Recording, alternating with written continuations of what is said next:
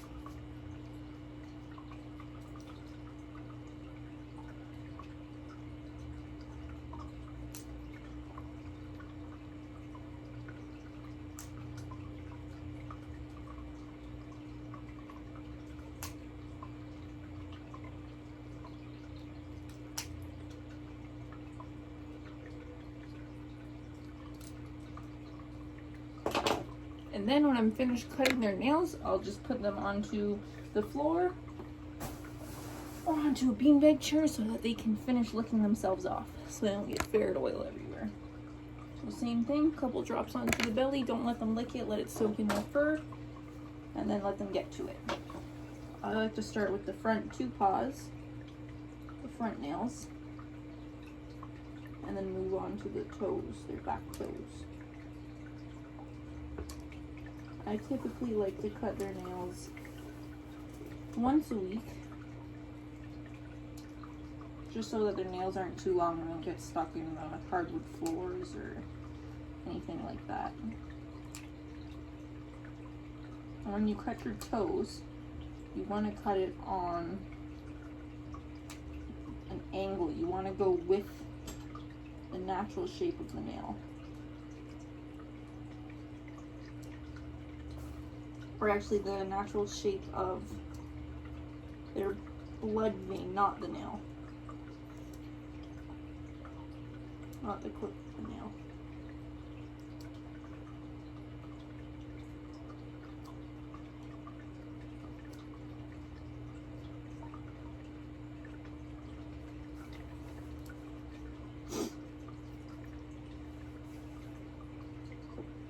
Mabel!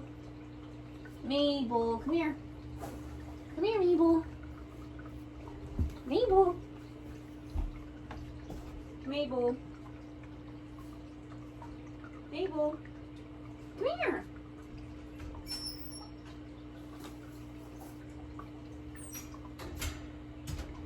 I have the last one.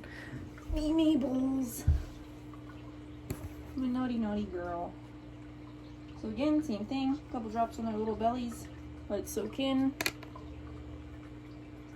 and they can lick it. That's not enough. You don't let the other ferrets steal their oil on their bellies.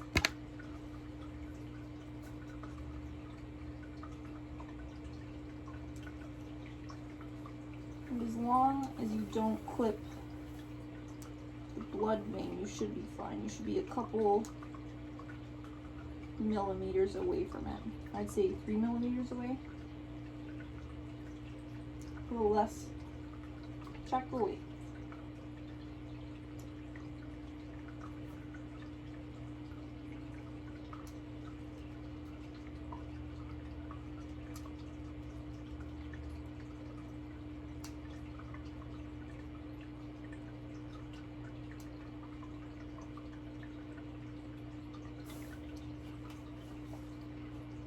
You want to be careful that you're not clipping their whiskers when you're doing this, especially if you have other ferrets around. They might get their face in the way. You don't want to clip the whiskers. You also want to be sure that you're not hurting them. So a lot of times if you do clip too far down, you'll hear them make it, they'll make a pain sound. And it's you'll know it when you see it. So like they can try to pull their arms away, sort of like what she's doing now. So they can try and pull their arms away because they don't want you to have their arm. But you're okay. You're okay with it. Sorry. So now what I like to do is brush their teeth. Brush their teeth. So normally I'll go from who I started with to who I ended with. So I also like to look at their ears. Sometimes I'll clean their ears, sometimes they're fine. This ear's a little dirty, but it's fine. So with ferrets, you want to focus on back teeth. They don't need all of their teeth brushed like humans. They just need the really bad back ones done.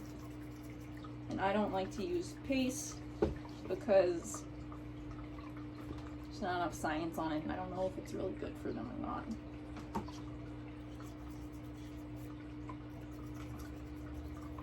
So what I'm using is actually a baby toothbrush. So I just use it to get most of the grit off. Get most of the grit off, and then I hope it keeps their teeth a little cleaner so they have better health later on in life. Better teeth later on in life, right? Right, sweetie? Yeah. Oh, Jack's taking a poo. Yeah. Being a good boy. You're such a good boy. And then I put it all away in my box. And I have some ferret oil left over in this syringe. Here. Mabel! Mabel! Mabel's the only one with a face small enough to eat it from the container. Can you get it? Can you get it?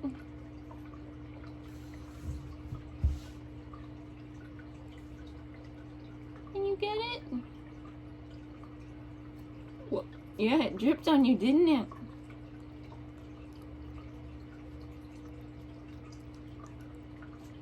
Here, you want some too? Sit on my leg.